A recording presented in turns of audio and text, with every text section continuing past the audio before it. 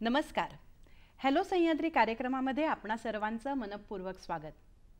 समर्थ रामदास स्वामींनी एका ठिकाणी असं म्हटलंय, जन्मा आली याचे फळ काहीतरी करावे सफळ, अन्यथा निष्फळ भूमिभार होई. आपण जन्माला आलोय तर या जीवनामध्ये असं काहीतरी केलं पाहिजे जे आपल्या व्यक्तिगत फायद्याचं तर असेलच, पण समाजाच्या आणि देशाच्याही फायद्याचं, हिताचं आणि विकासाचं असेल. प्रेक्षक हो, मुळातच आपली संस्कृती ही कधीच व्यक्तिकेंद्री नव्हती. आपली संस्कृती ही कायम समाजकेंद्री आणि राष्ट्रकेंद्री आहे. म्हणूनच आपण कायम अशा व्यक्तींना मानतो, अशा व्यक्तींना आदर देतो की जी राष्ट्रासाठी, समाजाच्या उद्धारासाठी काही काम करत असतात. आज आपण अशाच एका मान्यवरांना भेटणार आहोत, ज्यांनी आपलं संपूर्ण आयुष्य हे या समाजातले कामगार जे आहेत त्यांच्या शिक्षण, प्रशिक्षण आणि त्यांच्या जीवनामध्ये, त्यांच्या कार्यामध्ये गुणवत्तेत सुधारणा कशी होईल यासाठी वाहून घेतलेलं आहे. आणि या दृष्टीने एका अर्थी त्यांनी एक उत्तम असं समाजकार्य तर केलेलंच आहे आणि दुसऱ्या बाजूला त्या एक तज्ञ प्रशिक्षक सुद्धा आहेत. म्हणूनच आज आपण या कार्यक्रमामध्ये स्वागत करूयात सारिका गुणवंत डफरे मॅडमशी. मॅडम, या कार्यक्रमामध्ये आपलं खूप खूप स्वागत. नमस्कार मॅडम. आपल्या कार्यक्रमामध्ये ज्या मान्यवर आलेले आहेत त्या डफरे मॅडम या दत्तोपंत ठेंगडी राष्ट्रीय श्रमिक शिक्षा आणि विकास बोर्ड यामध्ये शिक्षणाधिकारी या पदावर कार्यरत आहेत. आणि हे बोर्ड जे आहे ते भारत सरकारच्या श्रम आणि रोजगार मंत्रालयाच्या अंतर्गत येतं. त्या स्वतः BSc BEd आहेत. त्यांनी MSW केलेलं आहे. कॉम्प्युटर ॲप्लिकेशनमधला डिप्लोमा केलेला आहे आणि हिंदी साहित्य रत्न ही सुद्धा पदवी त्यांना मिळालेली आहे.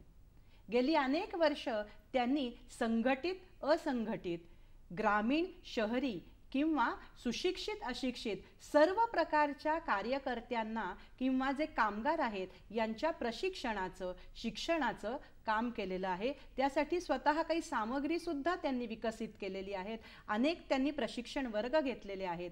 त्यांच्या या कार्याबद्दलही आपण बोलणारच आहोत, पण त्यांच्या व्यक्तिगत जीवनाचाही आढावा आपण घेणार आहोत. मॅडम, तुमच्या कार्यकर्तृत्वाकडे जाण्यापूर्वीच पहिला प्रश्न मला विचारायचा आहे तो तुमच्या कौटुंबिक पार्श्वभूमीबद्दल. तुमचे आई वडील कोण आहेत? त्यांनी तुमच्या कुटुंबामध्ये तुम्ही कसे काय लहानपणी वावरत होतात? तुम्ही कुठे जन्मलात आणि तुमची एकंदरीत शैक्षणिक पार्श्वभूमी काय? माझं जे माहेर आहे म्हणजे आईचं घर जे आहे ते वर्धा जिल्ह्यातलं आहे आणि माझी आई एक शिक्षिका होती, प्राथमिक शिक्षिका. आणि माझे वडील जे आहेत ते DED कॉलेजचे प्राचार्य होते. नवभारत DED कॉलेज आहे वर्धेला, त्याचे प्राचार्य 36 वर्ष ते प्राचार्य राहिले. आणि एकूणच शैक्षणिक बॅकग्राऊंडमध्ये मी लहानाचे मोठे झाले. आम्ही तिघी बहिणी आणि सगळ्यात मोठा एक भाऊ, असं आमचं 4 मुलं आणि आई वडील असं कुटुंब होतं. पण हे कुटुंब एवढं कधीच नव्हतं, कारण शहरात असलेले वडील माझे आणि ग्रामीण भागातले त्यांचा बाकीचा गोतावळा तो कायमच आमच्याकडे असायचा. त्यामुळे एक मोठं कुटुंब, ज्याला आत्ताच्या शब्दामध्ये संयुक्त कुटुंब म्हणतात, असं अगदी मोठं कुटुंब आमचं होतं. पण शैक्षणिक पार्श्वभूमी चांगली असल्यामुळे वडिलांनी आम्हाला शिक्षणासाठी उत्तम संधी दिल्यात आणि त्यामुळे आज इथपर्यंत मी पोहोचू शकले. आणि आईचा त्याच्यासाठी खूप सपोर्ट होता. म्हणजे मी याआधी PSIची परीक्षासुद्धा पास झाले होते. तर ते सगळ्या गोष्टी करत असताना आईचा खूप सपोर्ट असायचा. वडील थोडे कधीतरी तू खूप ॲम्बिशियस आहे असं म्हणायचे, त्यामुळे हे चांगलं नाही आहे ॲम्बिशियस असणं. पण आई मात्र खूप सपोर्ट करायची आणि आईची आई जी आजी होती माझी ती पण खूप सपोर्ट करायची. पण तुम्ही MSW केलं पुढे, समाजकार्याबद्दलची आवड म्हणजे गोतावळा तर पुष्कळच होता लहानपणी, पण समाजकार्याची आवड ही लहानपणापासून होती का? मी ॲक्च्युली मला BSc नंतर मॅथमॅटिक्समध्ये MSc करायचं होतं. बरं. पण वर्धा जिल्हा हे तेव्हा फार छोटं होतं आणि तिथे ही सुविधा उपलब्ध नव्हती आणि वडिलांची इच्छा बाहेरगावी शिक्षणाला ठेवण्याची नव्हती. मग पोस्ट ग्रॅज्युएशन करायचं आहे हे मनात होतं आणि समाजकार्य हे सुद्धा मला माहिती नव्हतं. पण मी जेव्हा पोस्ट ग्रॅज्युएट डिप्लोमा करत होते तिथे काही विद्यार्थी यायचे आणि तिथे मी फॅकल्टी मेंबर म्हणून पण काम करत होते. मग त्यांच्या गोष्टी ऐकून मला ते आवडलं. आणि इकडे आईकडे असं होतं की आला गेला तो म्हणजे काय म्हणतं पाहुणे येती घरा तोची दिवाळी दसरा, आमच्याकडे रोजच दिवाळी दसरा असायचा. आणि डिलेवरी झाली की डबा नेऊन दे, पेशंटची सेवा कर, हे मी आईला आधीपासून बघितलं, आई आजी. त्यामुळे ते होतं की आपल्यातलं थोडंसं इतरांना देऊन बघावं, निदान देव होता नाही आलं तरी माणूस होऊन बघावं, हा एक कॉन्सेप्ट मला लहानपणापासूनच कळला होता. त्यामुळे मग मला असं वाटलं की हे शिक्षण आपण घ्यायला पाहिजे, म्हणजे मला PGची डिग्री मिळेल. त्या हेतूने मी ही डिग्री घेतली. वा वा वा, किती सुंदर वाक्य सांगितलं. देव होता नाही आलं तरी माणूस होण्याचा प्रयत्न करायला पाहिजे. आता तुम्ही जेव्हा प्रशिक्षण वर्ग घेता त्यावेळेला वेगवेगळ्या लोकांशी तुम्ही संवाद साधता, तर हे लहानपणापासून कौशल्य होतं का तुम्हाला ते विकसित करायला लागलं? संवादाचं जे कौशल्य आहे किंवा आपण बोलण्याचं जे कौशल्य आहे? मला असं वाटतं ते जन्मता होतं, कारण सरस्वतीची कृपादृष्टी माझ्यावर आईच्या गर्भापासून होती असं मला वाटतं. त्यातलं सायन्स किंवा बाकीच्या गोष्टी मला कळत नाही, पण मी किंवा आम्ही सगळेच भावंड पोटात असताना आई शिकवत होती आणि सोबत समाजकार्यसुद्धा तिच्या पद्धतीनं ती करत होती. याच्यातलं थोडासा तरी भाग आमच्यामध्ये आलेला आहे, तो गर्भातूनच आला आहे असं वाटतं. हँडरायटिंग म्हणजे हस्ताक्षर चारही भावांचे बहीण भावांचे आमचे सुंदर आहे आणि वक्तृत्व चौघांचंही सुंदर आहे. त्यामुळे कदाचित हे वक्तृत्वाला कन्व्हर्शन मग कम्युनिकेशनमध्ये करायला मला फार वेळ लागला नाही. मी ते लगेच कॅच केलं, कारण ते ट्रेनिंग्स पण आमच्या या डिपार्टमेंटच्या माध्यमातून पुष्कळ झाले. त्यामुळे तो एक प्रोफेशनल जो स्किल आहे तो माझ्याकडे आला, पण त्याचं बेसिक जे होतं ते आईकडून आलं. आणि आमच्याकडे रिफ्रेशर कोर्सेस आणि इवन या जॉबमध्ये जॉईन व्हायच्या आधी एक 5 महिन्याचं प्री एम्प्लॉयमेंट ट्रेनिंग होतं. त्यामध्ये आम्हाला पूर्ण प्रोफेशनल स्किल्स आणि जे विषय पुढे हाताळावे लागणार आहे त्याचं सखोल ज्ञान दिलं जातं. तर त्या 6 महिन्याचं ते मी त्याला फिनिशिंग स्कूल म्हणते, की तिथे मला खऱ्या अर्थाने एक स्वतःच्या व्यक्तिमत्वाला उजाळा द्यायला गेल्या, एक शेपअप करता आलं मला. तर ते 6 महिने माझ्यासाठी खूप महत्त्वाचे होते. आणि जे काही नॉलेज माझ्याकडे होतं किंवा ज्या काही अंतर्भूत किंवा आधीच्याच अंगच्याच गोष्टी होत्या त्या खूप छान पद्धतीने मला पुढे नेता आल्या. पण मॅडम मला सांगा, तुम्ही BSc केलं, मग MSW पण केलं, पण तुम्ही BEd पण केलं, तर मग हे शिक्षण BEd कसं काय केलं? आणि दुसरं त्याच्यातला उपप्रश्न की मग हे सगळं करून शासकीय नोकरीत कधी यायचं ठरवलं, तो प्रसंग काय होता? बिलकुल, शिक्षणाची आवड खूप होती मला, त्याच्यामुळे जे अवेलेबल असेल ते शिकत गेले. म्हणजे मी BSc झाल्यानंतर जेव्हा DCAला ॲडमिशन घेतलं तेव्हा मला कम्प्युटर सायन्स शिकायचं हे डोक्यात होतं आणि मी शिकले. त्यावेळेस 94चा तो काळ होता, इट वॉज व्हेरी डिफिकल्ट, की तो शिक्षण पण कठीण होतं, पण ते शिकले. आणि मग MSW करून मी कॉम्प्युटर फॅकल्टी म्हणून जॉब करायचे. पण हे करत असताना वडील शिक्षण क्षेत्रातले असल्यामुळे, आई शिक्षण क्षेत्रातले असल्यामुळे बऱ्याच दिवसापासून की तू BEd कर. मग शेवटी फायनली मी ठरवलं की नाही, करायला पाहिजे. आणि वडिलांचं एक वाक्य होतं, चांगली आई होण्यासाठी BEd कर. क्या बात है. आणि मला त्या गोष्टीचा तेव्हा अर्थ कळलेला नव्हता, पण मी जेव्हा डिग्रीला सुरुवात केली, म्हणजे जेव्हा ते शिकायला लागले, तर खऱ्या अर्थाने मला तेव्हा बालमानसशास्त्र असेल, तत्वज्ञान असेल, शिक्षणाचे जे टेक्निक्स आहे हे मला कळले. आणि खरंच त्या गोष्टीचा माझ्या 2 मुलांना घडवण्यात खूप फायदा झाला. त्यासाठी म्हणजे बाबांचं ते वाक्य मला नंतर उशिरा कळलं, पण जे कळलं त्यातून छान साध्य झालं. आणि नोकरीची जी रिक्रुटमेंट आहे ही मला लग्नानंतर नोकरी लागली. मी आधी फक्त प्रायव्हेट जॉब करत होते. सरकारी नोकरीच्या संधी आल्यात, पण माझ्या वडिलांची तितकीशी इच्छा नव्हती की मी कुठेतरी एंगेज होऊन जावं. मग लग्नानंतर जेव्हा माझे मिस्टर, म्हणजे मी नेहमी म्हणते की सावित्रीला पुढे यायला ज्योतिबा लागतो, तर माझा पण नवरा ज्योतिबाच आहे एका प्रकारे. गरज ही आर्थिक होती नोकरीसाठी, पण ज्या पद्धतीनं त्यांनी मला त्या सगळ्या गोष्टीच्या संधी उपलब्ध करून दिल्या, म्हणजे मी खूप परीक्षा दिल्या, पण त्यांनी मला त्या परीक्षेचा फेल्युअर कधीच नाही सांगितलं. मी विचारायची रिझल्ट नाही लागला का परीक्षेचा, कारण नवोदयच्या, TET, सेंट्रल च्या मी खूप परीक्षा, बँका, LIC सगळ्या दिल्या. ते मला रिझल्ट नाही सांगायचे ज्यात मी फेल होते. मग ते नाही नाही लागायचंच आहे अजून रिझल्ट. तर तो जो एक मॉरल बुस्टिंग होता तो मला खूप महत्त्वाचा होता आणि माझ्या मिस्टरांनी ते खूप छान पद्धतीनं हाताळलं ते सगळं. आणि मला 9वा महिना सुरू होता जेव्हा मी याचा फॉर्म भरला. मला नीट बसता पण येत नव्हतं कॉम्प्युटरच्या समोर, पण फॉर्म भरला तेव्हा 9वा महिना सुरू होता आणि परीक्षा जेव्हा जी तारीख आली त्या दिवशी माझं बाळ 1.25 महिन्याचं होणार होतं. अरे बापरे. बर. आणि 1.25 महिन्याचं बाळ घेऊन जायचं, तुम्हाला माहिती आहे आपल्याकडच्या परंपरा कशा आहेत. तर माझी म्हणायची खरंच गरज आहे का याची. पण त्यावेळेस एक वाक्य माझ्या मिस्टरांनी मला सांगितलं की हाच मुलगा तुला पुढे मोठा होऊन विचारेल, आई तू माझ्यासाठी काय केलं, तेव्हा तुझ्याजवळ काय उत्तर असेल हे तू विचार कर. आणि त्या एका वाक्यावर मी माझी तयारी केली. आम्ही 1.25 महिन्याचं बाळ घेऊन मुंबईला गेलो परीक्षेसाठी. कॅन्टीनमध्ये माझे मिस्टर बाळाला घेऊन बसले, मी वरती पेपर सोडले. प्रत्येक पेपर नंतर मग ब्रेस्ट फिडिंगला मी खाली यायची आणि दुसरा पेपर, मग तिसरा पेपर, अशी रिटर्न एक्झाम झाली. आणि तो 5 महिन्याचा असताना माझी म्हणजे इंटरव्ह्यू असतो ना, ऑल इंडिया लेवलचा नागपूरला इंटरव्ह्यू झाला. आणि त्या इंटरव्ह्यूचं झाल्यानंतर आम्ही वाट बघत होतो आणि तो दिवस आला की माझं सिलेक्शन झाल्याचं पत्र आलं. ज्या दिवशी मला जॉईन व्हायचं होतं तेव्हा तो 8 महिन्याचा होणार होता. पण ही गोष्ट आधी माहीत असल्यामुळे माझ्याकडे एक मेड सर्वंट ठेवून मी त्याची पूर्ण तयारी केली होती. आणि माझा बाळ माझ्या ॲब्सेन्समध्ये सुद्धा छान राहील ह्या सगळ्या गोष्टी तिला शिकवल्या होत्या. आणि ते म्हणतात ना की जन्म देणारी आई आणि एक सांभाळणारी आई, पण जिच्यावर मी जबाबदारी टाकून गेली तिने ते यथार्थपणे पार पडली. आणि माझ्या नवऱ्याने पण त्या काळात नोकरी सोडली आणि पूर्ण वेळ ते त्याच्यासाठी राहिले. हा एक खूप मोठा आहे. आणि माझ्या बहिणी असेल बाकीच्यांचा सपोर्ट होताच हा सगळा, कारण सासरी राहायची ती बाई बाळाला घेऊन. तर ह्या सगळ्या लोकांनी मिळून, म्हणजे माझ्या या आजच्या यशामध्ये या सगळ्या लोकांचंही योगदान तेवढाच.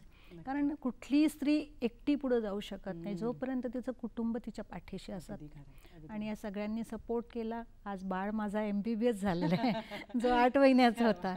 त्यानंतर एक छोटी मुलगी आहे ती आता 12वीत गेलेली आहे.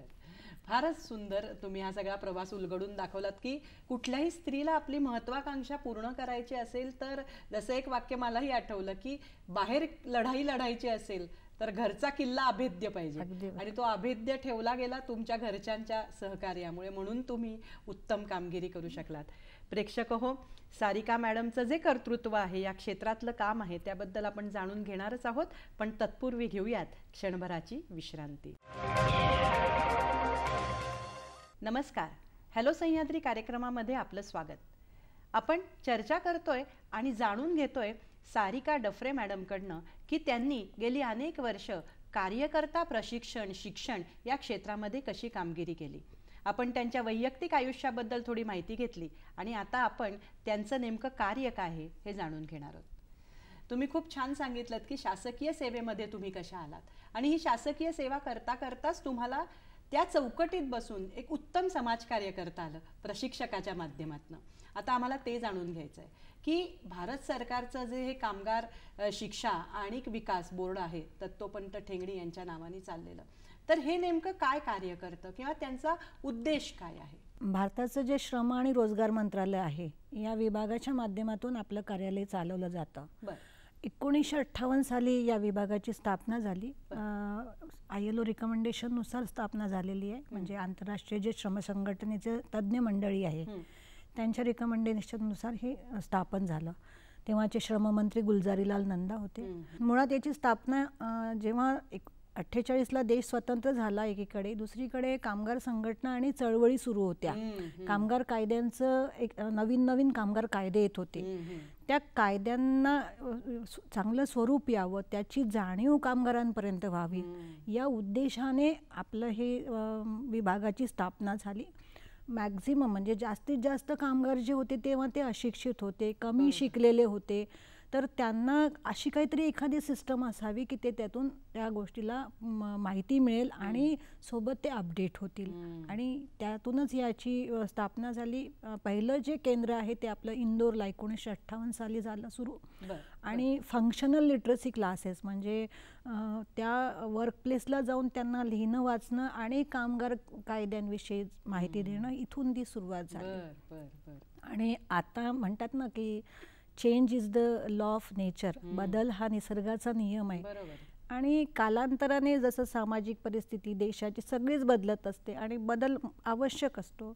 तर हे जे त्या काळात सुरू झालेला जो विभाग आहे त्याचे सुद्धा स्वरूप बदलले. आणि आधी आमच्या विभागाचं नाव होतं राष्ट्रीय कामगार शिक्षण मंडळ.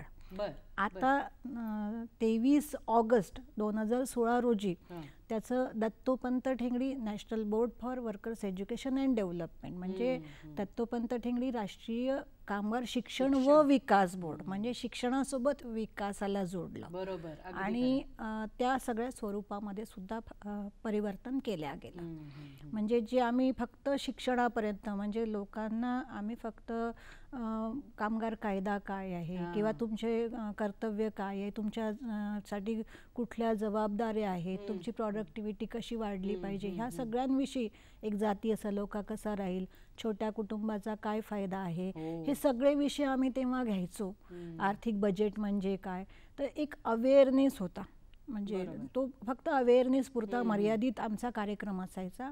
आता त्या अवेअरनेससोबत त्यांचा विकास कसा होईल, म्हणजे अपस्किलिंग असेल, राईट स्किलिंग असेल, रिस्किलिंग असेल, तर या बाबतीतला विचार आता लेबर मिनिस्ट्री किंवा आमचे डिपार्टमेंट करत पुढे जातात. पण या अनुषंगाने एक प्रश्न येतो की कामगार शिक्षणाची भारतामध्ये नेमकी सुरुवात ही कशी झाली, त्याचा इतिहास थोडा. हा, भारतामध्येच आपण 1958ला जे एस्टॅब्लिशमेंट झालं भारतातलंच झालं. आज पूर्ण भारतामध्ये जवळपास 50 आमचे रिजनल डायरेक्टरेट आहेत. म्हणजे त्याला काय प्रादेशिक संचालनालय. आणि त्या प्रादेशिक संचालनालयाच्या माध्यमातून एक 7 ते 8-10 जिल्ह्यांचा प्रत्येक याच्यात कारभार पाहिला जातो.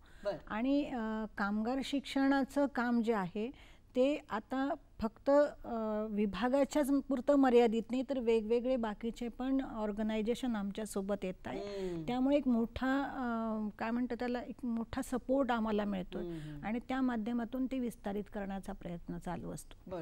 तर हे कामाचे जे स्वरूप आहे, कामगारांचं जे स्वरूप आहे ते 3 प्रकारचं. एक आहे आपला असंघटित कामगार, त्यामध्ये तुम्हाला हमाल, नंतर आपल्या डोमेस्टिक वर्कर, घरगुती काम करणाऱ्या महिला असेल किंवा बाकीचे जे काही आपले वर्कर्स आहेत ते असंघटित मध्ये येतात. दुसरा एक कामगार वर्ग ग्रामीण भागामध्ये जो शेती व्यवसायाशी जुळलेला आहे, प्रकर्षाने जो मुख्यत्वे शेतमजुरी असतो, तो एक कामगार वर्ग आहे. आणि तिसरा जो कामगार वर्ग आहे जो इंडस्ट्रीत काम करतो, त्याला आम्ही ऑर्गनाइज वर्कर असं म्हणतो. कारण ते एका कुठल्या तरी फिक्स्ड वर्क प्लेसला ते येतात आणि काम करतात. आणि त्यांच्यासाठी वेगवेगळ्या संघटना सुद्धा आहेत, त्यांच्या हक्क आणि कर्तव्यासाठी लढणाऱ्या.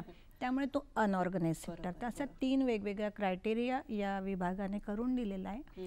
आत्ता नवीन याच्यामध्ये ग्रामीण आणि असंघटित हा एकच क्रायटेरिया आहे आणि एक ऑर्गनाइज सेक्टर म्हणजे इंडस्ट्रियल वर्कर असा. तर या 2 प्रकारात मुख्यतः कामगार शिक्षण केलं जातं. ग्रामीण किंवा असंघटित साठी तुमचे काय प्रकल्प असतात? साधारणपणे 2022 पर्यंत वेगवेगळ्या विषयांची जागरूकता कार्यक्रम त्यांच्यासाठी घेत होतो. त्यात लेटेस्ट वाला जो होता डिजिटल आणि फायनान्शियल लिटरसी. म्हणजे डिजिटल लिटरसी तुम्हाला माहिती आहे आणि फायनान्शियल म्हणजे आर्थिक साक्षरता. कारण आता नुसतं आई शिकून आणि कायदे शिकून आणि याचा काही, आज आता प्रत्येकाच्या हातामध्ये मोबाईल आहे आणि जे सायबर क्राईम्स असाल किंवा हे खूप वाढते. तर ही माहिती ग्राउंड लेवलच्या कामगारांनी, पर्टिक्युलर मी नेहमी बघितलं आहे, डॉमेस्टिक वर्कर जे आहेत, आमचा मेन टार्गेट ग्रुप जो होता तो डॉमेस्टिक वर्कर होता. म्हणजे घरगुती काम करणाऱ्या महिला. तर ते दोन्ही भांडी करणाऱ्या असेल, स्वयंपाक करणाऱ्या असेल, केअरटेकर असेल, या महिलांना टार्गेट घेऊन आम्ही डिजिटल आणि फायनान्शियल लिटरसीचे कार्यक्रम 22 आणि 23मध्ये मेगा लेवलला, म्हणजे एका कॅम्पमध्ये 100 महिला असायच्या. मग 24ला थोडं परत स्वरूप बदललं की लिटरसीसोबत म्हणजे या अवेअरनेससोबत एक ई श्रम कार्ड म्हणून आहे, म्हणजे श्रम आणि रोजगार मंत्रालयाचंच ते कार्ड आहे. ते तुमच्या कामाचं आयडेंटिटी कार्ड आहे ॲक्च्युली. जसं मी डिपार्टमेंटमध्ये मला एक स्वतःचं आयडेंटिटी कार्ड मिळतं, पण हे जे असंघटित आणि ग्रामीण कामगार होते यांचं कुठलंही रिकॉग्नायझेशन यांना नव्हतं. ह्यांना काम करते फक्त यांनाच माहीत होतं. सरकारला माहीत नव्हतं की किती शेतमजूर आहेत, किती आपल्याकडे ब्युटिशियन्स आहेत, किती प्लंबर आहेत, किती हे आहेत. तर हा सगळा डाटा मिळावा म्हणून 2019ला ई श्रम पोर्टलची स्थापना झाली. आणि ई श्रम पोर्टल अस्तित्वात आलं, पण लगेच 20ला लॉकडाऊन लागलं. म्हणजे त्याचा प्रचार प्रसार व्हायच्या आधीच लॉकडाऊन आणि सगळी परिस्थिती आपल्याला सगळ्यांना माहिती आहे.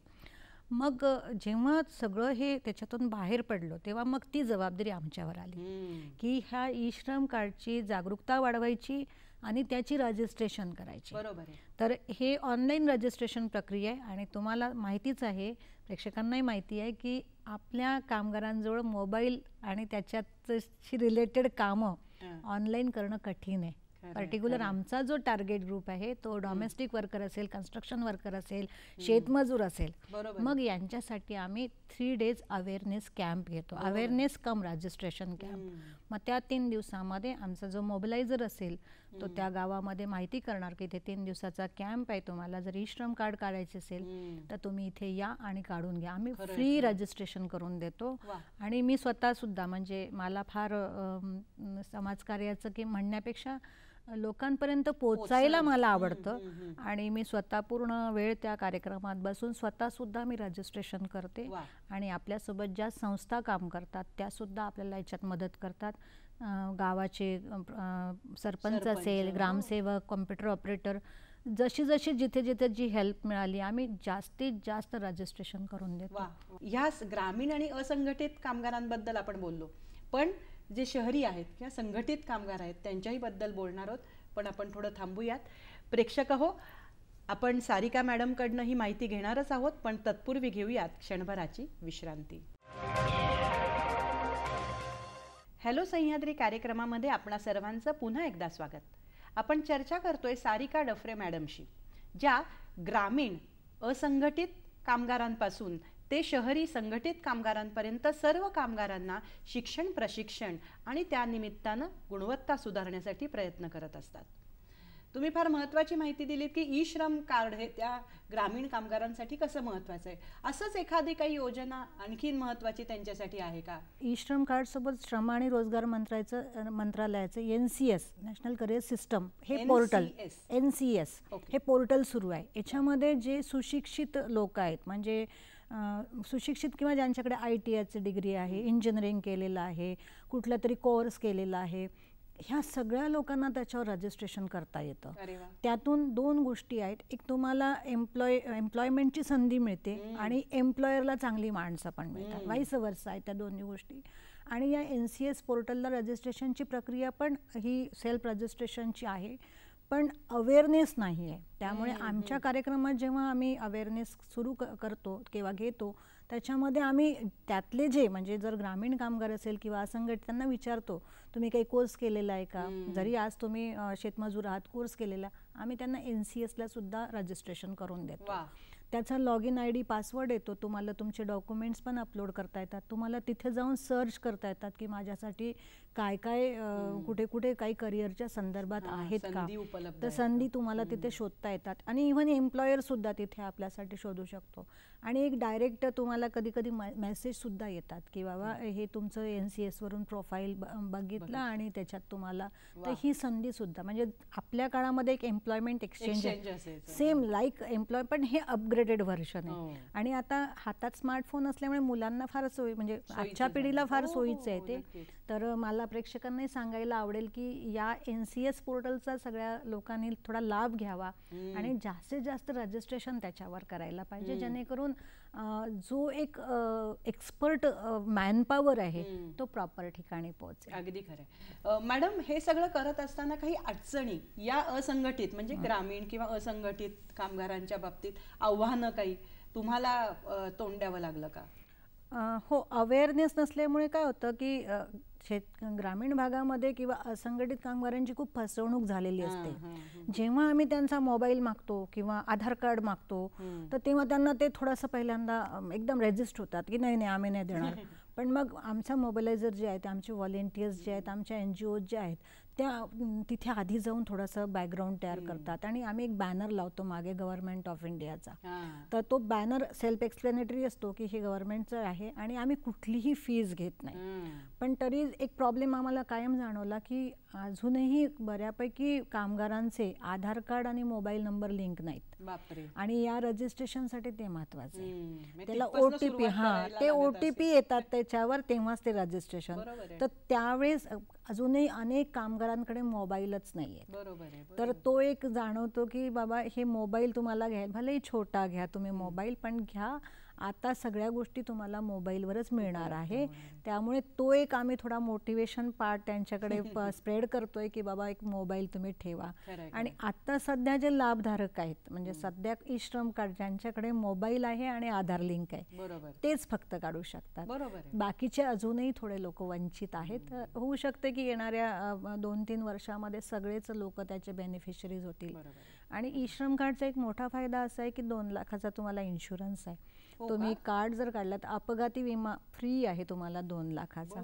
ते ऐकल्यावर, कारण ह्यांचं जीवन कसं असतं तुम्हाला माहिती आहे, शेतमजूर अगदी म्हणजे घरचा करता माणूस गेल्यावर बाकीच्यांचे फार हाल असतात. मग तो 2 लाखाचा इन्शुरन्स त्यांना खूप उपयोगाचा असतो. हे जेव्हा आम्ही त्यांना सांगतो ते पण एक मोटिवेशन फॅक्टर त्यांना मिळतो. आता आपण बोललो ग्रामीण किंवा असंघटित किंवा अशिक्षित कामगारांबद्दल, पण आता जेव्हा मोठमोठ्या संस्थांमध्ये तुम्ही जाता तिथे बऱ्यापैकी ऑर्गनाइज्ड असतात, संघटित असतात, शिक्षित असतात. तिथे तुम्ही नेमकं कशा प्रकारचे प्रशिक्षण वर्ग चालवता? संघटित क्षेत्रासाठी आमच्याकडे सॉफ्ट स्किल ट्रेनिंग आणि बेसिक टेक्निकल ट्रेनिंग्ज असतात.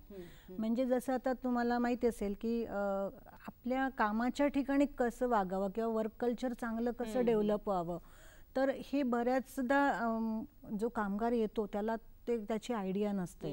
आणि काही जे उद्योग आहेत ते जुने आहेत आणि आता जो चेंजिंग इंडस्ट्रियल सिनेरिओ आहे तो त्यांना माहिती नाही की आता आपली काय महत्त्वाची जबाबदारी आहे किंवा. तर या पद्धतीचे म्हणजे ज्याच्यामध्ये आम्ही work culture work ethics, positive work culture असेल, टाईम मॅनेजमेंट, स्ट्रेस मॅनेजमेंट आहेत, चेंज मॅनेजमेंट आहे, पॉझिटिव्ह ॲटिट्यूड, पर्सनॅलिटी डेव्हलपमेंट असे हे घेतो आम्ही. आणि यासोबतच टोटल क्वालिटी मॅनेजमेंट असेल, TPM टोटल प्रोडक्टिव्ह मॅनेजमेंट असेल, आम्ही हे सुद्धा टेक्निकल कॉन्सेप्ट्स ट्रेनिंगमध्ये घेतो.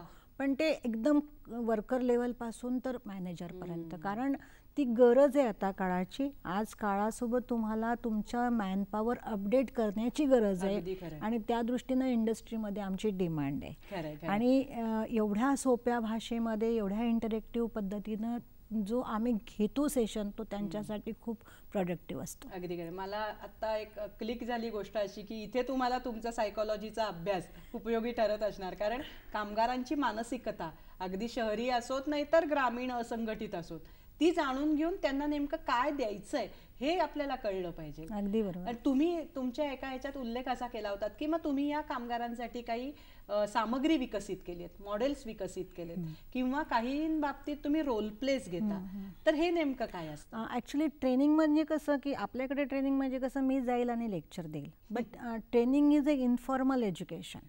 तुम्हाला त्यांचं नॉलेज कितपत आहे आणि त्यात तुम्हाला काय ॲड करायचं आहे हा दोघांचा समतोल साधावा लागतो.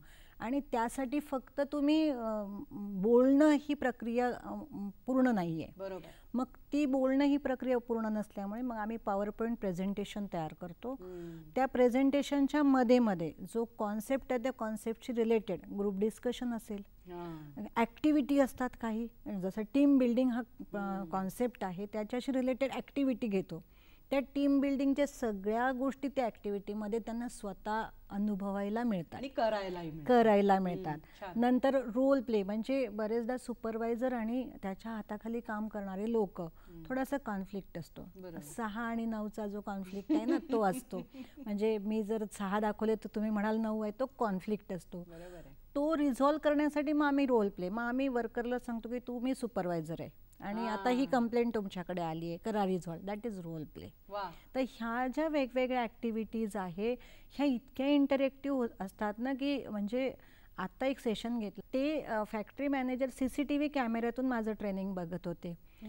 फायनली 3 वाजता त्यांना राहवलं नाही, ते आले, येऊन बसले ट्रेनिंगमध्ये आणि मला म्हणतात, मॅडम मी आजपर्यंत या सीटवर बसलेलं आहे, मी नेहमी ट्रेनिंग ऑब्झर्व करतो, एवढे लोक आनंदी पूर्ण दिवसभर मी आजपर्यंत बघितलेले नाही. आणि अजूनही लोकांचा उत्साह टिकू नये हे का बरं आहे म्हणून मी बघायला आलो. आणि हे आमचं जे हे जे तुम्ही म्हणता ना की काय विकसित केलं सामग्री, हे आम्ही सगळं डेव्हलप करतो. कामाची गुणवत्ता वाढते, त्यांचं जो इंटेन्शन्स आहे त्याच्यामध्ये बदल होतात. त्यामुळे काय होतं की एकूणच त्या वर्क प्लेसचं वर्क कल्चर बदलतं. म्हणजे एक स्वतःची कंपनी असण्याचा भाव त्यांच्यामध्ये, जेव्हा तुम्ही जबाबदारीची जाणीव करून देता, इकडून फायदे मिळतच आहे कंपनीकडून, पण जेव्हा जबाबदारीची जाणीव होते तेव्हा तो त्याच्यामध्ये एक रिफ्लेक्ट असतो की एक पॉझिटिव्ह वर्क कल्चर तिथे डेव्हलप होतं. तुम्ही आता या ग्रामीण बद्दल बोललात आणि संघटित शिक्षित जे आहेत कामगार त्यांच्याबद्दल एक वेगळ्या पद्धतीने तुम्हाला अप्रोच ठेवायला लागतो. म्हणजे दोन्ही बाबतीत तुम्हाला तुमचा जो काय भूमिका आहे ती स्पष्ट असावी लागते आणि ती त्यांच्या फायद्याची असावी लागते. पण आता मला स्त्रियांबद्दलही बोलायचं आहे.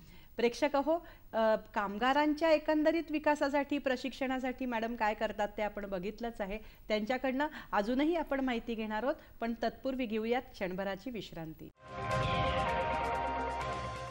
हॅलो सह्याद्री कार्यक्रमामध्ये आपणा सर्वांचं पुन्हा एकदा स्वागत. आपण चर्चा करतोय सारिका डफरे मॅडमशी, ज्या तज्ज्ञ प्रशिक्षक आहेत संघटित आणि असंघटित क्षेत्रातल्या कामगारांसाठी. मॅडम, तुम्ही आम्हाला संघटित आणि असंघटित म्हणजे ऑर्गनाइज आणि अनऑर्गनाइज सेक्टरमध्ये तुम्ही काय काम करता आणि ते कसं त्यांना खरंच उपयोगी पडतं हे फार विस्ताराने उत्तम सांगितलं. पण मला एक विचारायचं आहे की 28 एप्रिल हा जो दिवस आहे तो कर्मचारी आरोग्य सुरक्षा या दोन्हीसाठी पाळला जातो. हा दिवस म्हणून तो साजरा केला जातो. तर हे नेमकं काय आहे, यासाठी तुम्ही नेमकं काय करता? कर्मचारी सुरक्षा आणि आरोग्य ही खूप महत्त्वाची बाब आहे. याच्यासाठी ILOच्या अनेक रिकमेंडेशन्स पण आहे आणि आमचं आता एक ट्रेनिंग झालं मागच्या वर्षी, त्याच्यामध्ये त्यांनी ऑक्युपेशनल हेल्थ अँड सेफ्टी म्हणजे जर कन्स्ट्रक्शन वर्कर असेल, आपण आता तुम्ही बघत असाल आता मेट्रोची कामं चालली आहेत, कोणीच तुम्हाला हेल्मेट शिवाय दिसत नाही. ही बेसिक पहिले होत नव्हतं असं, त्यामुळे फेटल ॲक्सिडेंट्स खूप व्हायचे. हे बेसिक काही गोष्टी होत्या ज्या स्किप होत होत्या. पण आता कसं झालंय, आंतरराष्ट्रीय सगळं झाल्यामुळे ते त्यांची सुरक्षेच्या दृष्टीतून जे काही बेसिक इक्विपमेंट आहे, म्हणजे त्यामुळे आपले छोटे ॲक्सिडेंट टाळले जातात, नियर मिस टाळला जातो आणि कर्मचारी हा सुरक्षित राहतो. ही एक महत्त्वाची गोष्ट त्यामागे, हा दिवस पाळण्यामागे. यासोबतच डॉमेस्टिक वर्कर आहे. तुम्हाला माहिती आहे का, डोमेस्टिक वर्करला घरमालक वॉशरूमला जाऊ देत नाहीत. म्हणजे मी त्यांच्यामध्ये बरेच कार्यक्रम, एक्झॅक्टली मला हे ओपन फोरमला सांगावं लागतं, कारण मलाही ते फार म्हणजे जाणवलं. ते आज त्या सकाळी 8-9ला निघतील आणि 3-4 वाजेपर्यंत जर एकाही मालकिणीने तिला बाथरूमला जाऊ दिलं नाही, तिची कंडिशन काय होत असेल. तर ही बेसिक हेल्थ आहे, ही बेसिक हेल्थ आहे. आणि ह्याचा अवेअरनेस म्हणजे आम्ही मग आता जेव्हा कार्यक्रम घेतो तेव्हा त्यांना सांगतो की तुम्ही तुमच्या पर्सनल जे असेल तिथं नका जाऊ देऊ, पण खाली जे सोसायटीचे बाथरूम आहेत तर तिथे तुम्ही दर 1-1.5 तासाने जेव्हा नॅचरल कॉल्स असतात तुम्ही जा. तर हे किती बेसिक गोष्ट आहे ना, किती बेसिक. त्यात जर तिला आणखी पिरियड्स वगैरे असेल तर गोष्ट वेगळी आहे. ते सेम कन्स्ट्रक्शन वर्कर, सेम हे सगळ्या गोष्टी सगळ्या ठिकाणी लागू होतं. तर ह्या महिला कामगारांसाठी मला विशेष ह्या दिवसाचं महत्त्व वाटतं. म्हणजे जसं कुकरची शिट्टी फुटून ॲक्सिडेंट होतात, तर ह्या बेसिक गोष्टी वर्कप्लेसला तुम्हाला त्या जाणीव करून देणे, त्याची जागरूकता वाढवणे. आणि मी नेहमी म्हणते की अवेअरनेस हा खूप महत्त्वाचा आहे. अनलेस ते झालं नाही तर तुम्हाला कळत नाही की हे का घडलं. म्हणून हेल्मेट असेल, आपल्या घरातल्या सुरक्षिततेचे इक्विपमेंट्स असेल, याचा अवेअरनेस पाहिजे आणि त्यासाठीच हा दिवस साजरा केला जातो. आणि तुमच्या त्या सुरक्षेवरच तुमचं आरोग्यही अवलंबून आहे. एक्झॅक्टली, अगदी खरं आहे. म्हणजे तुम्ही जसं प्रशिक्षणामध्ये त्यांचं शिक्षण घडवता आणि विकासासाठी कडे त्यांना नेता, त्याप्रमाणे त्यांची सुरक्षाही तुम्ही बघता का, त्या दृष्टीने प्रयत्न. इथे थोडंसं सांगावंसं वाटतं मला की जसं सावित्रीबाईंनी शिक्षणाचा आई लिहिला, बरोबर, पण आता त्या आईवर थांबावं लागणार नाही, कारण काळ बदललाय. तुम्हाला ABCD पण शिकायची आहे आणि तुम्हाला डिजिटल लिटरसी पण शिकायची आहे, तुम्हाला फायनान्शियल लिटरसी पण शिकायची आहे. पुढे पुढे पुढे जात राहायचं आहे. म्हणून आता जो काळ आहे ना, हा जास्त महत्त्वाचा आहे या सगळ्या शिक्षणाचा. आणि महिलांना शिक्षण देण्याची जास्त अजूनही गरज आहे. खरंय. महिलांच्या बाबतीतही तुम्ही हे काम करताय. तर गेली अनेक वर्ष, 25हून जास्त वर्ष आता तुम्ही या क्षेत्रात कार्यरत आहात. तर महिलांच्या याच्यात किती तुम्हाला बदल झालेला दिसला? त्यांच्या मनोभूमिकेत तुमच्या प्रशिक्षणानंतर झालेला बदल, आधीचा त्यांची भूमिका? थोडंसं इथं मी आता एक स्टॅटिस्टिक नाही माझ्याकडे, खूप ऑथेंटिक स्टॅटिस्टिक नाही, पण तुम्ही जनरल एक जर सर्वे बघितला असेल, कुठल्याही वस्तीत जा, कुठल्याही स्लममध्ये जा, 80% ते 90% महिला काम करतात आणि त्यांचा माणूस तो पिऊन पडलेला असतो. बरोबर आहे. म्हणजे पूर्ण आर्थिक भार जो आहे तो त्या महिलेवर असतो. आणि ती महिला त्या आर्थिक भारामध्ये इतकी चेपलेली असते की म्हणजे मी अनेक वर्षापासून, म्हणजे आता माझ्या नोकरीला 23-24 वर्ष होते, अनेक वर्षापासून तेच बघते.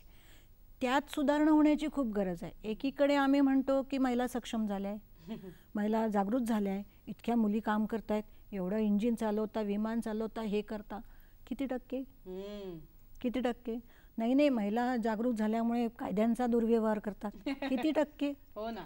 आजही रात्री जर महिलेला मारलं दारू पिऊन नवऱ्याने, ती बाई कधीही पोलीस स्टेशनला जात नाही. बरोबर, हे फॅक्ट आहे. आणि त्यामुळे काय झालं की पूर्ण घराची जबाबदारी तिच्यावर आहे. आणि हे 70 ते 80% वर्किंग विमेन, म्हणजे जो महिला कामगार आहे, त्यांचा अनुभव आहे आमचा. आणि त्यामुळे त्या सेगमेंटमध्ये थोडंसं म्हणजे अजूनही काम होण्याची गरज आहे. त्यांना प्रोटेक्शनची गरज आहे. आणि दुसरीकडे शहराच्या बाजूने विचार केला तर शहरामध्ये महिला शिकलेल्या आहेत, मुली शिकू लागल्यात, इव्हन ग्रामीण भागातल्याही मुली शिकू लागल्या, पण या शिकलेल्या महिलांना सांभाळणारा सक्षम समाज तयार नाही. म्हणजे महिला शिकली, हां तू नोकरी करू शकते, पण घरातली अगदी घर सांभाळ. म्हणजे जे बेसिक लाईफ स्किल आहे की जे स्वयंपाक करणं आहे, धुणं आहे, मुलांचं संगोपन आहे, हे बाईनेच करावं, अजूनही ते बघितलं जातं.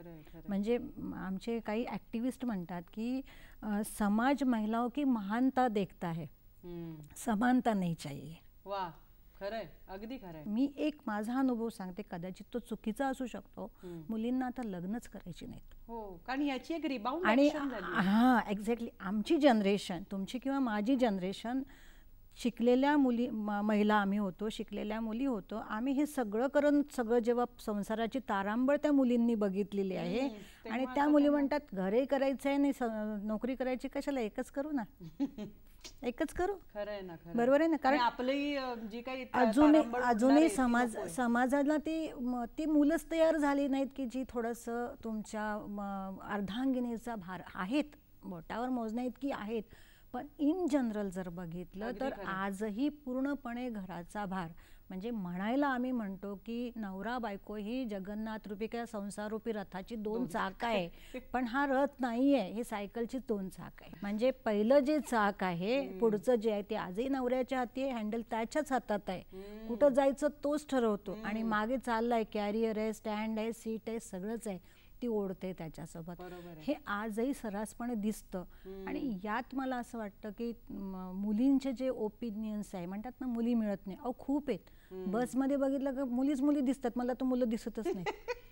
तरी म्हणतात की लग्नासाठी मुली नाही. मुली आहेत, पण त्यांना या सामाजिक विषमतेमुळे, सामाजिक परिस्थितीमुळे त्यांना ते मनात असं झालेलं आहे, धाक झालेलं आहे की नाही मला नाही करायचे बाबा, घरी करायचंच, हे करायचं. त्यामुळे थोडंसं त्या कुठंतरी मागं पावलं घेत आहे. आणि मग मी जर आई असेल त्या पिढीची, मी म्हणते ठीक आहे ना, मी एवढं केलेलं आहे सण, काय गरज आहे माझ्या मुलीने करायची. अगदी. तर थोडासा तो तिथं एक गॅप मला जाणवतोय. त्यामुळे मला असं वाटतं की नवीन पिढीला, म्हणजे मुलांना पर्टिक्युलरली, काही लाईफ स्किल शिकण्याची गरज आहे. अगदी ब्लू कॉलर कर्मचारी आहेत, ते अगदी उच्च श्रेणीचे व्यवस्थापक आहेत, या सगळ्या रेंजमध्ये तुम्ही प्रशिक्षण घेता, या सगळ्या रेंजमध्ये तुम्ही शिक्षण देता. तर त्या वेळेला तुम्ही स्वतःचं संवाद कौशल्य हे कसं बदलता, किंवा त्यासाठी स्वतःला कसं ट्रेन करता? मला असं वाटतं ना मॅडम की ही माझ्या आईची गिफ्ट आहे माझ्याकडे. बरं. कारण म्हणतात की गर्भसंस्कार असं मी ऐकते आता हल्ली तर जास्त ऐकते. तर मला असं वाटतं आमच्या चारही भावंडांमध्ये वक्तृत्व सुंदर आहे आणि वक्तृत्वातून कम्युनिकेशन स्किल हा त्याचा भागच किंवा एक पुढचाच विषय म्हणू. माझ्या ट्रेनिंगमध्ये त्या गोष्टी मला थोडा फिनिशिंग करायला मिळाल्या. पण मी आता जो अनुभव घेतलेला आहे 20 वर्षात मला लगेच बदलवता येतं ते. म्हणजे ग्रामीण भागात जेव्हा मी संवाद साधायला सुरू करते ते एखादं गाणं घेते, एखादी गोष्ट सांगते त्यांना आणि ते सुरुवात करते. तोच मी जेव्हा ऑर्गनाइज सेक्टरमध्ये ट्रेनिंग घेते तेव्हा त्यांना एखादं पझल देते, एखादं कुठला तरी चित्र दाखवते आणि त्यांना प्रश्न उत्तर. तर हा एकदम म्हणजे तो एक माझा पार्ट झालेला आहे आणि मी ते करू शकते कारण त्याचे जे बीज आहेत ते माझ्या आईने माझ्यामध्ये दिलेले आहेत. त्याला फक्त मी ते पुढे नेलेलं आहे. आणि तुम्ही त्या रिक्वायरमेंटनुसार ते बदलता. आपला अप्रोच किंवा आपला त्यांच्या कर्मचाऱ्यांकडे त्यांच्यापर्यंत जाण्याचा जो एक दृष्टिकोन आहे तो बदलला पाहिजे प्रत्येक वेळेला. आणि ते तुमच्या संवाद कौशल्यातनं जाणार. अगदी बरोबर. प्रेक्षक हो, आपण सारिका मॅडमशी चर्चा करतच आहोत. आता या सगळ्या प्रशिक्षणाच्या कामामध्ये त्यांना माणूस म्हणून कसं त्या घडले आहे ही आपल्याला जाणून घ्यायचंय. पण तत्पूर्वी घेऊयात क्षणभराची विश्रांती.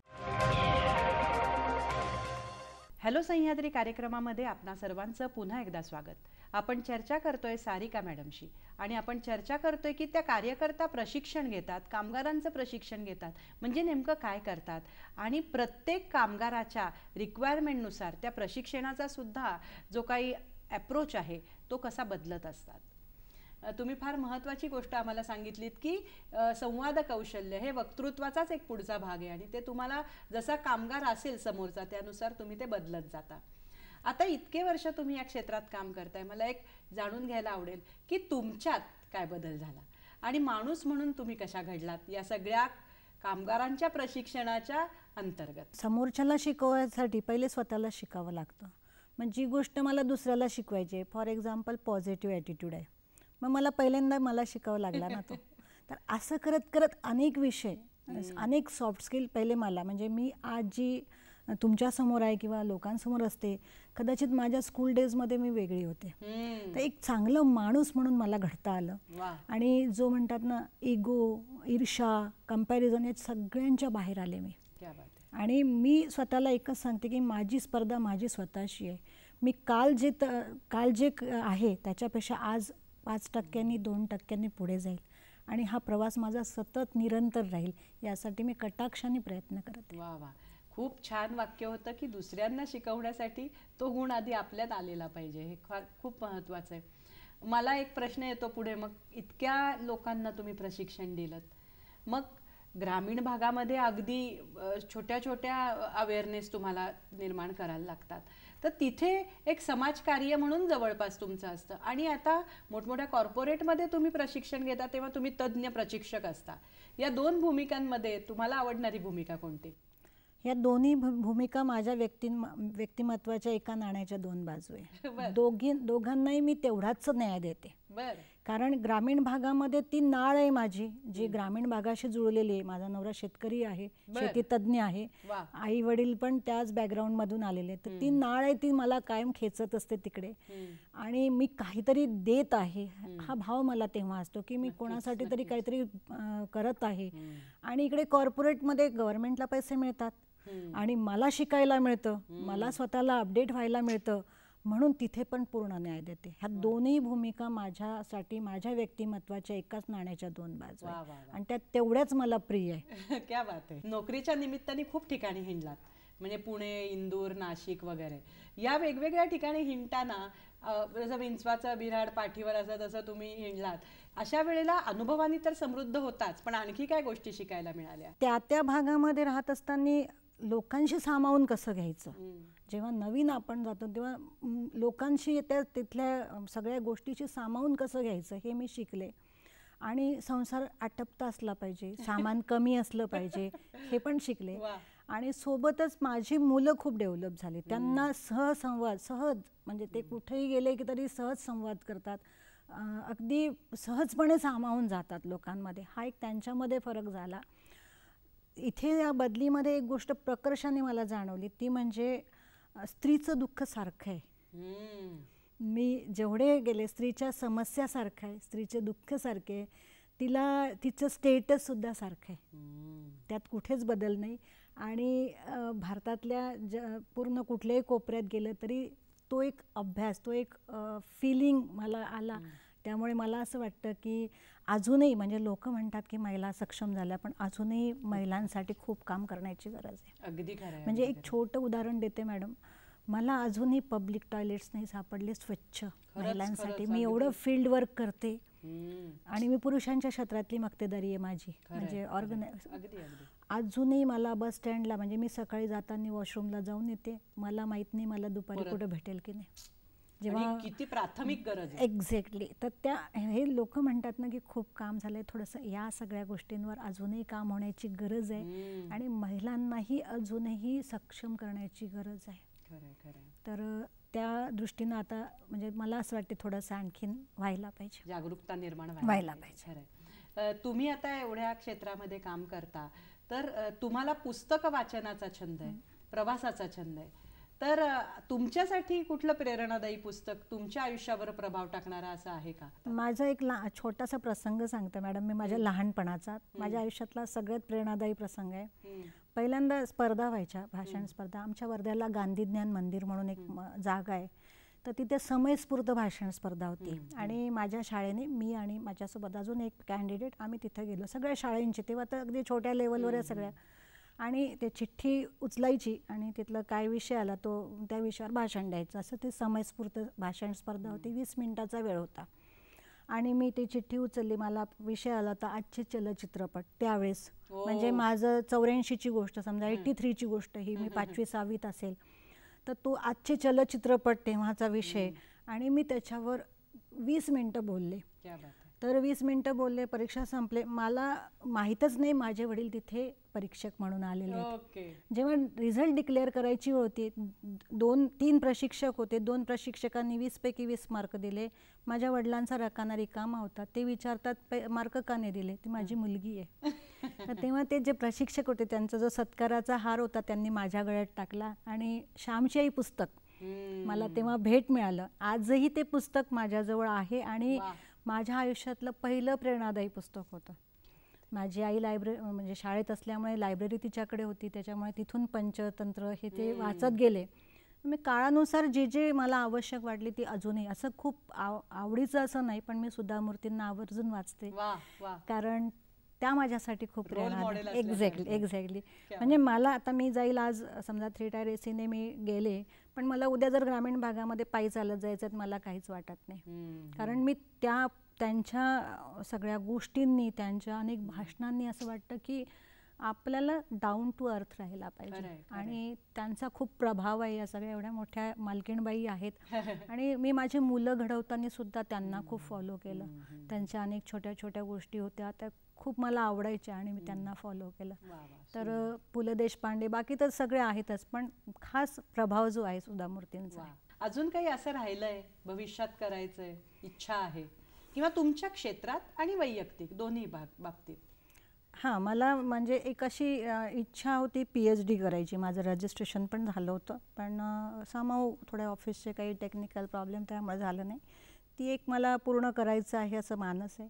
आणि दुसरं म्हणजे लोकांना, बऱ्याच लोकांना फक्त मार्गदर्शनाची गरज असतं.